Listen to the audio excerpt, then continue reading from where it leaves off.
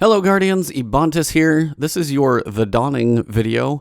All information summarized in one special place for you guys, so wanted to get this to you before it goes live so you have one place to kind of reference everything if you need to come back to it. So what is going to come in The Dawning tomorrow when it launches at reset? One thing first, make sure you do download, update, and fully accept the patch before you go try and do it nightfall. Otherwise, you're going to get an arrow and get kicked out because they did some game updates and they need things to be completely updated before you go live. So that out of the way, what do we get with The Dawning? We've got Sparrow Racing, got a couple new tracks. We've got strike scoring, a couple new revamped strikes. We've got new exotics coming in that you can get in a couple different waves. We've got new ornaments, and we've got some game update changes. So all of that out of the way, let's jump into the biggest part of this, which I think a lot of people are looking forward to, is Sparrow Racing. It's a lot of fun. The two tracks from last year are back, the one on Mars and the one on Venus. We also have two new tracks coming with The Dawning, one on Mercury. That one is going to be a kind of a Vex-based track. As you guys know, most of the Mercury maps are Vex-based, so I think I've seen a Cyclops actually shooting at people in there. You've got warp jumps, things like that. A lot of places to have accidents, basically, so it's going to be an interesting track. Also, we've got one on Earth. That one looks pretty cool. Basically, it looks like you've got Siva-themed areas. It's all snow-covered.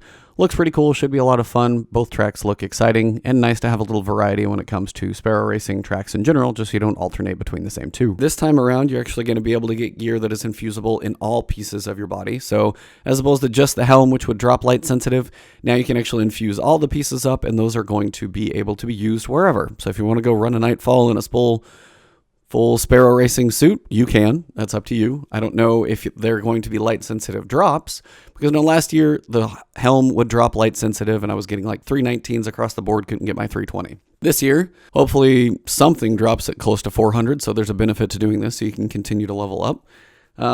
But that's a nice piece. We don't know yet on the light sensitive of the drops. We'll just have to see how that goes.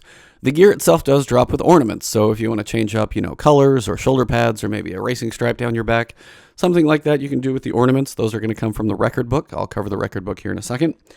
But the class item is the only one that does not have ornaments, but it does have chroma. So if you're a hunter and you have a cloak on your back and you want to throw some chroma on there, might have a cool look, maybe a different racing stripe, just a way to customize yourself a little more. But as you guys know, last year we had a record book that we had to pay for. The record book is now going to be free. Comes with this update. Everybody's going to get it. It's not anything you have to pay for, so this is a good thing all around. You get your ornaments from the record book for Sparrow Racing, and also the tracking for the other main piece of this update. Strike scoring. All the strikes that you're going to be doing, the regular Siva strikes, the heroics, and also the Nightfall are going to have scoring opportunities in them. The same way it works when you go to Challenge of Elders, you get points for grenade kills, points for super kills, points for precision shots. All that type of stuff is going to be in there, but I'm sure there's going to be even more. If there's like multiple special kills in a row where you like snipe, snipe, snipe, that seems to be one that I saw. That's just one example of like a vast number of medals that you can get from doing different things while you go through strikes. All of these things are going to allow you to work on quests and bounties, one of which I know the bounties are going to come from Zavala. Zavala's bounties are going to be probably for heroics. It's going to be something for the Nightfall, I know. The main piece about the Nightfall Zavala quest, or bounty, I should say, is that when you finish the Nightfall bounty specifically, you have a chance to get the new exotic Icebreaker. Now, if you have been around since year one, you remember Icebreaker. It's the sniper rifle, only has 6 bullets in it, but every 7 to 8 seconds, I forget what the number is, you get another bullet in the chamber. So if you just sit around for a little while, you're going to have a full clip. Now, the thing hits like a truck, probably still will. It's a very high impact sniper rifle, pretty decent on aim assist. It's definitely going to be an option, something to think about in trials, something in PvP. If you just have it on your person, you're always going to be accumulating that ammo. Unless you just pump through that ammo really, really fast, you're typically going to have sniper ammo. Now, in PvP, it's kind of hit or miss depending on how frequently you use the ammo. But in PvE, if you sit back and wait and take your time, you can sit there and always have sniper ammo, pick off enemies, and take your time. Now, you're not going to be the fastest in the world, but you can still have that ammo. So Icebreaker is going to be a lot of fun to get. And again, the way you get that is by completing the Nightfall bounty from Zavala. He's going to have other bounties, I'm sure, for the other strike types and things like that, but we'll just have to see what those entail. Don't know yet until it launches tomorrow. The other two exotics that we have coming to this are going to come from quests. Don't know how we're going to get them, don't know where they're going to come from, but take the Thunderlord, and you've got a Solar Thunderlord and a Void Thunderlord. They have two different names. Solar one is called Abaddon, and the Void one is called Nova Mortis. So they work the same way. They're going to have the solar ammo or void ammo, just like Thunderlord has the arc ammo. Might have a chance to explode the incendiary rounds or spread the void damage around, just the same way the Thunderlord has a chance at the lightning striking and stuff like that. It's going to have the same increase in fire rate the longer you hold the trigger. Just like Thunderlord, just think of the 2 damage types. We'll have to see how you get those quests, where they come from, but for the time being, a couple more exotics, even just you have a machine gun variant for all different damage types that is reliable. It's going to be a good thing. So all in all, can't really complain. Nothing too crazy hectic out of the exotics, but hey, at least they're going to be there. We've got some new ornaments as well. New ornaments are going to be for Red Death. We've got White Witch and Steel Witch. Last Word, we've got Sequel and Appendum. Thorn, we've got Rose of Corruption and Rose of Acid. Black Spindle, we've got Ragabone and Cold Between Starts. And then Icebreaker itself has 2 ornaments, and those are going to be Dune Maker and Nanohance. So quite a few ornaments to go through and get. They're just going to be added to the Radiant Treasure packages. Chance to get those just like anything else. Now, one more thing about ornaments. I know a lot of you guys didn't have the most fun when it came to Festival of the Lost, because most people called it Festival of the Cost. You had to pay money to get the things you wanted to, and it was kind of a bummer. So now there's going to be a couple changes to the game itself. One is going to be the Ornaments Kiosk. If there's an ornament you really want to buy, you don't want to go through all the Radiant Treasures and have a random chance at it. You want to just buy this one ornament for Red Death and you're done. That's fine.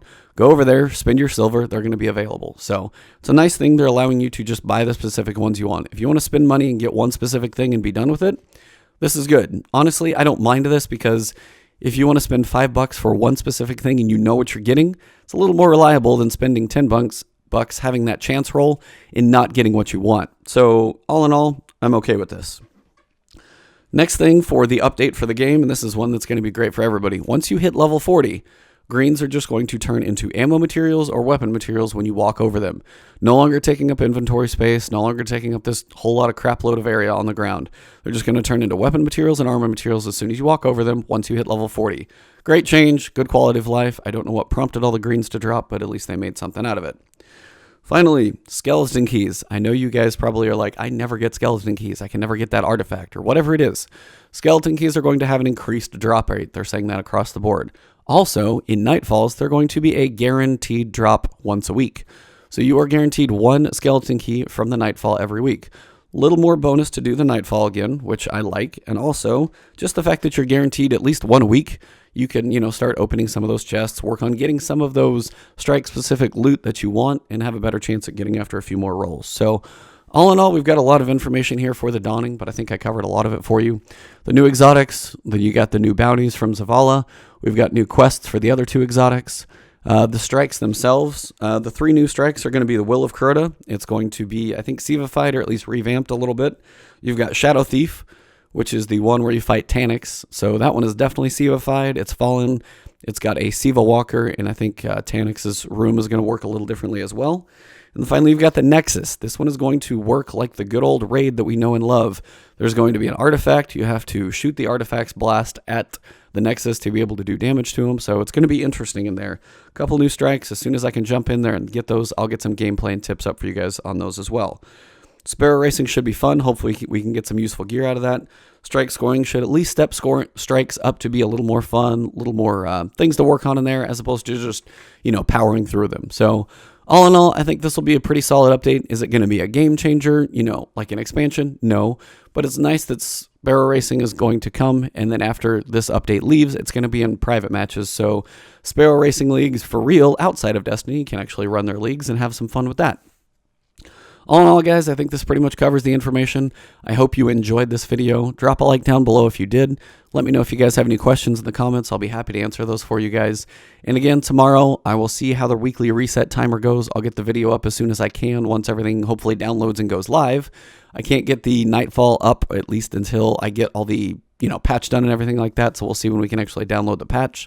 And then outside of that, just keep tuning into the channel. I'll be getting guides up for each one of the courses, so you guys know, where the secrets are, kind of the best paths to go through, where to turn, where to use your, side bursts and things like that. I'll cover the new exotics as soon as I can get my hands on them, and I'll cover the new strikes as soon as I run through them. So all in all, guys, thank you for tuning in. Have a great week. Sparrow Racing, this whole The Dawning event is coming up around the corner. Can't wait to get my hands on it and show you guys everything it's got. Have a good week. Enjoy, and I will talk to you tomorrow morning.